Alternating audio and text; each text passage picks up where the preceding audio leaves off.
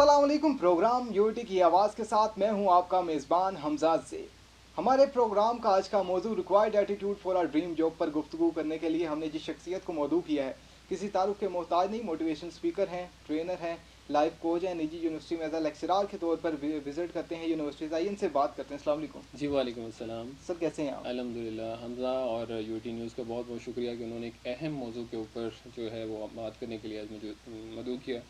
और ये इस बात की गमाज़ी करता है कि यूटी कितना सीरियस है पढ़ाई के लिए। मेरा हमेशा ड्रीम रहा है कि मैं यूटी से पढ़ूँ, लेकिन वो अच्छा, तो नहीं हो सका। सही। लेकिन आज से बड़ी खुशी हुई इस यूटी के अंदर आके, यहाँ पे तमाम डिपार्टमेंट्स को देखकर और आप लोगों से मिलकर। तो आपका बहुत बहुत शुक्रिया कि आप लोगों ने मदऊ किया। अच्छा सर, ये बताइएगा, जैसे कि हमारा टॉपिक भी है आज required attitude for our dream job, इसमें सबसे पहले तो ये बताइएगा कि एटीट्यूड क्या होता है? जी देखिए, इसके अंदर एटीट्यूड जो होता है, it's a combination of our beliefs, ठीक है, वैल्यूज़, एटीट्यूड, इन चीज़ों को कंबाइन करके जो है एटीट्यूड बनता है। It is a repeated behaviour. मैं आपको बताता हूँ, मिसाल के तौर पर एक बच्चा है, वो जॉब इंटरव्यू के लिए जाता है और वो लेट पहुँचता है वहाँ पे। अगर तो 10 में से कोई एक आधा जो है वो लेट होता है, तो हम कहेंगे कि it is because of some certain reason. लेकिन अगर उसमें से 7 लेट पहुँचते हैं, जो कि ऐसा हो रहा है, ठीक है, सही। तो इसको कहेंगे एटीट्यूड है हमारा मिनहसल कौम। ठीक है, हमारे पास अक्सर जो लोग आते हैं, कैंडिडेट आते हैं इंटरव्यू के लिए, तो उनसे पूछा जाता है कि अपनी सीवी दें। तो वो सीवी देने के बजाय हमें पासवर्ड दे रहे होते हैं, अपना ईमेल का दे रहे होते हैं कि सही। सर आप ऐसा करें, हमारे जीमेल पे जाएं, याहू पे जाएं, उधर हमारी सीवी पड़ी हुई है। और अगर हम उसको लगा भी देते हैं उसका पासवर्ड, पासवर्ड। तो उसके बाद वो नीचे ढूंढते ढूंढते उसको आधा घंटा लगा देते हैं। सही। तो मतलब कि यहाँ से एक पता चलता है कि हमारी कौम का जो एटीट्यूड है वो कितना कैजुअली लेते हैं इस चीज़ को। बिकॉज जो जॉब है एक सीरियस कंसर्न होता है आपकी लाइफ का, उसको बड़ा सीरियस लेना चाहिए। उसके लिए एटीट्यूड जो होता है पॉजिटिव होना बड़ा इंपॉर्टेंट है। अच्छा सर, मैं ये चाह रहा हूँ कि जैसे हमारा टॉपिक है required attitude for our dream job, मैं चाह रहा हूँ हमारे देखने वाले जो नाजरीन हैं उन्हें भी आप थोड़ा तफसील से बता दें कि ये चीज़ क्या है required attitude for our dream job. देखें, ये हमारी इस गुफ्तगू का क्रक्स भी होगा, और ये किताबों से हटकर जो मैंने प्रैक्टिकली 10 सालों के सही। अंदर मैंने ऑब्ज़र्व किया being HR in different companies, सही। कि देखें, हमारा आज का नौजवान ये हमेशा शिकायत करता नज़र आता है कि यार जॉब के लिए हम जाते हैं तो उधर लिखा होता है कि जी, या जॉब की जो भी ऐड आती है उसके अंदर लिखा सही। होता है कि जी एक्सपीरियंस 1-2 साल का है वो अप्लाई कर सकता है। और अक्सर वो यही कंप्लेन करते हैं कि जो फ्रेशर है वो कहाँ जाएँ। ठीक है, और ये बिल्कुल बात भी ठीक है।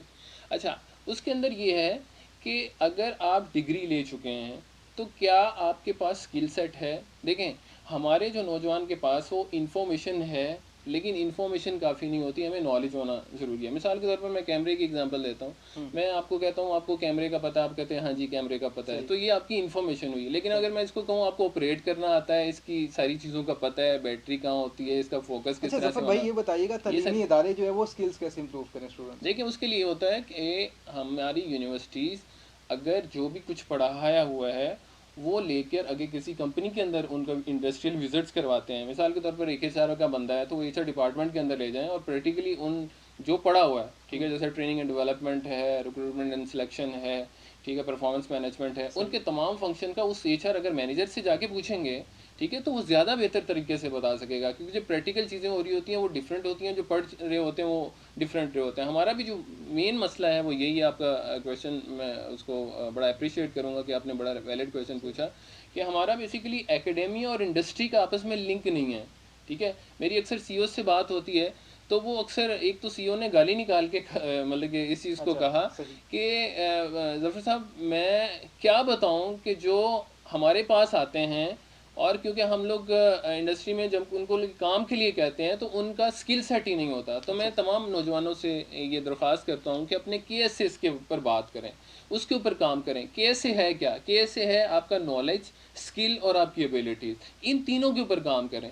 ये बात भी एक रोज़े रोशन की तरह आया है कि हमारी जो जॉब मार्केट है वो इस वक्त स्क्वीज़ हो रही है, सैचुरेटेड का शिकार है। और इसके सही। अलावा आपको ये याद रखना चाहिए कि हमारे मुल्क के अंदर जो फॉरेन प्लेयर्स बहुत ज़्यादा आ रहे हैं, ठीक है, सही। मैं सी सही। पैक की तरफ इशारा करूँगा, तो सही कह रहे हमारी जो चाइनीज़ हैं और जो दूसरे लोग हैं वो पाकिस्तान की बहुत ज़्यादा आ रहे हैं, तो हमें ये टफ़ टाइम देने वाले हैं। ठीक है, बहुत सारी जॉब्स के ऊपर अब ये लोग आ रहे हैं, ठीक है। तो हमारे पास जब तक रिक्वायर्ड स्किल सेट नहीं होगा, हमारी एबिलिटीज़ नहीं होंगी, हमारा एटीट्यूड ठीक नहीं होगा, तो हम लोग उन अक़वाम का कैसे मुकाबला कर सकते हैं। तो हमें सबसे पहले अपने आप को परखना है, अपने आप को जांचना है, और ये काम स्टार्ट होगा आपके कैरियर काउंसलिंग से। यानी बच्चे को वही पढ़वाया जाए जिसके लिए वो बना है, जिसके ठीक लिए वो है। बना। हमारे लिए हमारा मसला ये होता है कि हम लोग किसी दूसरे के ऊपर चल रहे होते हैं कि तेरे मामे ने ये कीता थी, ठीक है, तू भी यही कर ले, सही कह ठीक है, तुम्हारे कज़न ने ये किया था, आज वो इतनी तनख्वाह ले रहे हैं। देखें, जब हर चीज़ के अल्लाह ने डिफरेंट काम बनाया, इन लाइट्स का कोई डिफरेंट काम है, एसी का कोई डिफरेंट काम है, एलईडी का कोई डिफरेंट काम है, कैमरे का कोई डिफरेंट काम है, मोबाइल का कोई डिफरेंट काम है। तो अल्लाह ने ऐसा क्यों हो गया कि हर कोई बंदा एक जैसा ही काम कर सकता सही हो? कह रहे हैं। ऐसा नहीं है, ठीक है। हर एक को अपने आप को जांचना है कि वो क्या कर सकता है, किस चीज़ में उसे काम करने के लिए मज़ा आता है।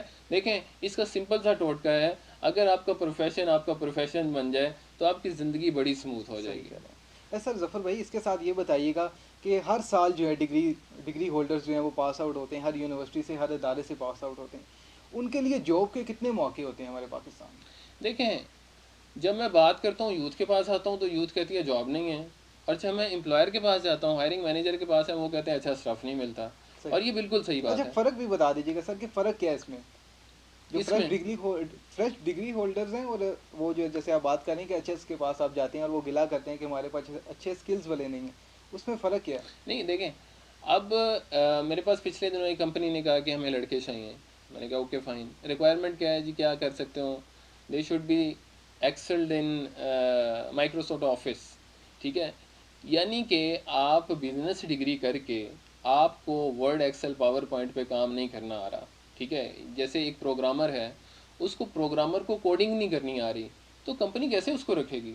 फिर तो गिला ठीक है, आप जो कह रहे हैं कि मुझे करने के बाद जॉब नहीं मिल रही, ठीक है, मैं पढ़ लिखा है, डिग्री, याद रखें, आपकी डिग्री नहीं बिकती है, आपकी स्किल बिकती है, आपका एटीट्यूड बिकता है, आपकी एबिलिटी बिकती है। और हम इंटरव्यू लेते हुए अगर किसी का एबिलिटी या उसकी डिग्री के अंदर कम मार्क्स भी हैं तो हम उसको एक्सेप्ट कर लेते हैं। क्यों?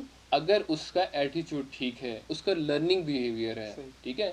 जैसे मैं आपको एग्जांपल देता हूँ, हम लोग बाज़ का ये करते हैं, बच्चा लग रहा होता है कि इसका जो एजुकेशनल बैकग्राउंड है वो इतना अच्छा नहीं है, लेकिन हम उसको एक टास्क दे देते हैं कि जो एक हफ्ते के अंदर आप कंप्लीट करके आओ। तो एक हफ्ते के बाद अगर वो कंप्लीट करके आ जाता है तो इसका मतलब ये है कि उसका एटीट्यूड है कि वो जब आएगा कुछ तेज़ी से चीज़ों को खुद ब खुद ही सीख लेगा, ठीक है। तो ये एटीट्यूड जो होता है ये रिक्वायर्ड होता है। जाते हुए कोई मैसेज अगर आप हमारे यूईटी के तलबा और तालिबात को देना चाहें?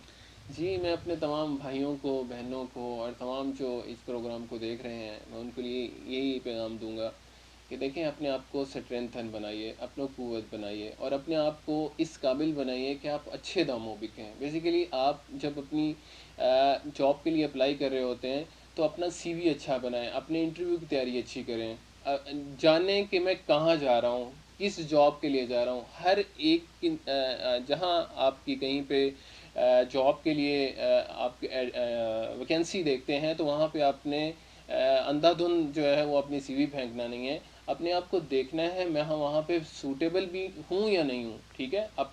अपनी वैल्यूज़ को और कंपनीज़ की वैल्यू को दोनों को मैच करते हुए अगर आप काम करेंगे, अपनी स्किल को इम्प्रूव करेंगे, और अपने जितनी भी आप फ़र्ज़ करें एचआर से रिलेटेड हैं, आप आईटी से रिलेटेड हैं, आप अकाउंट से रिलेटेड हैं, आप मीडिया से रिलेटेड हैं, तो एक हैबिट बनाएं कि हर वीक के अंदर या कोई एक सेट कर लें कि मैं अपने जो कोर्स है उसके रिलेटेड जो है वो मैं 10 वीडियो देखूंगा, या डेली की 1-2 वीडियो अगर आप रखेंगे तो यकीन करें कि आपकी जो डिग्री है उसको पाँव लग जाएंगे, पहिए लग जाएंगे, और फिर देखिएगा कि आप इंशाल्लाह जो है वो कामयाब होंगे।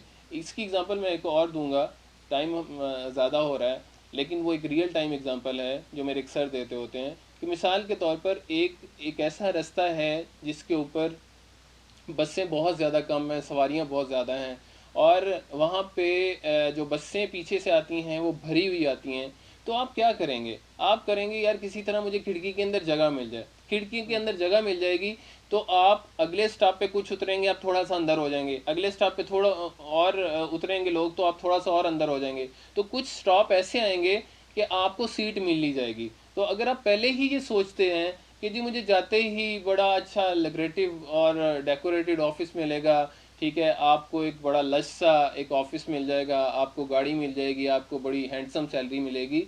तो अगर ये नहीं होता तो अपनी स्ट्रेटजी को चेंज कीजिए, और हकीकत में ऐसा नहीं है, ठीक है। लाइफ जो है वो टफ है, और अगर आप सुस्ती करते हैं, अगर आप अपॉर्चुनिटी का फ़ायदा नहीं उठाते, तो फिर आप ज़िंदगी के अंदर मार खाते हैं, ठीक है। तो ज़िंदगी के अंदर बिल्कुल उसी मुसाफिर की तरह जो बस के अंदर सवार होता है और आहिस्ता आहिस्ता उसको जगह मिल जाती है, आपने भी अपने आप को इसी तरह से चेंज करना है। जी, तो ये थे हमारे साथ ज़फ़रुल्लाह ज़ाहिद साहब मौजूद थे, और जिन्होंने आज बात की एचआर के ऊपर, जॉब्स के मुतालिक बात की और एक खूबसूरत आपको पैगाम दिया। इसी के साथ अपने मेज़बान हमज़ा ज़ेब को इजाज़त दीजिए। अगली दफ़ा फिर किसी नए टॉपिक के साथ आपकी खिदमत में हाज़िर होंगे। अल्लाह हाफ़िज़।